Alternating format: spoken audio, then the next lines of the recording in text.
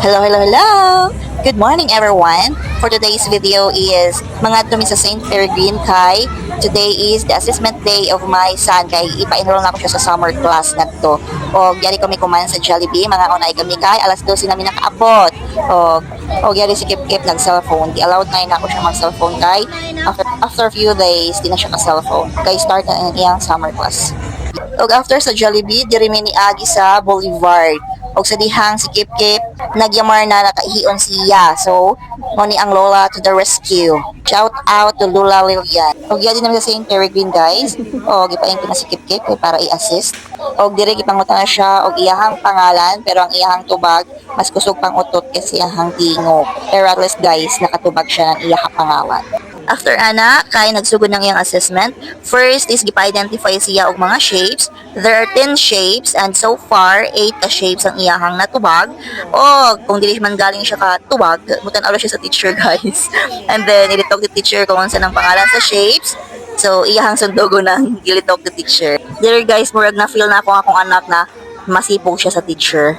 So, manang dili siya kaayo magtingog-tingog. Super behave kayo siya guys. Natanaw sa ako guys. So, diri na-realize na gayud na ako ang mga stories sa akong mga parents, akong mga estudyante guys, na mas maayor gayud ang teacher mo tudlok kaysa sa mama or papa. Kay masipog man sila sa teacher. O kung ako pa ini, hagbay rin si Kip nilaong na no, watch TV or wait a minute or wait.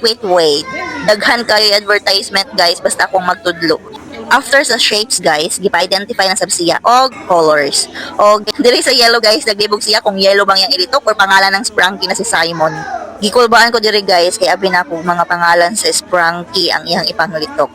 So maayo gani kay mga names sa colors ang iyahang gipanglitok.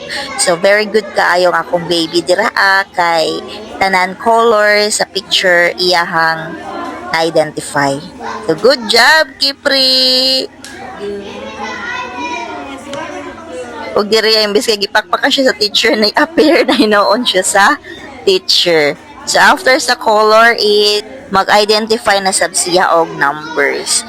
Og so far, sa 10 ka numbers, 7 ka numbers ra ang iyang na-identify. So, good job, gihapon. Maglisod siya guys pag-identify sa 6 o sa 9. So, there is a room for improvement of that.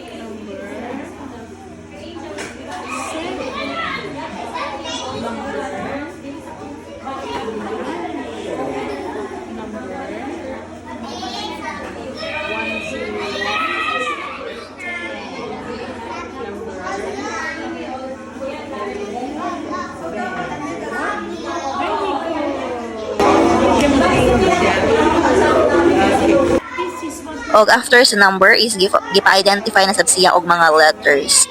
So maka-name siya ng letters but maglisod siya pag sound sa letters. So amo yan siya ang dapat i-develop, the soundings of the letter. But still good kay maka-identify na siya sa letters. Behave kaayo si Kip ba kung ako pa lamang ani ay day.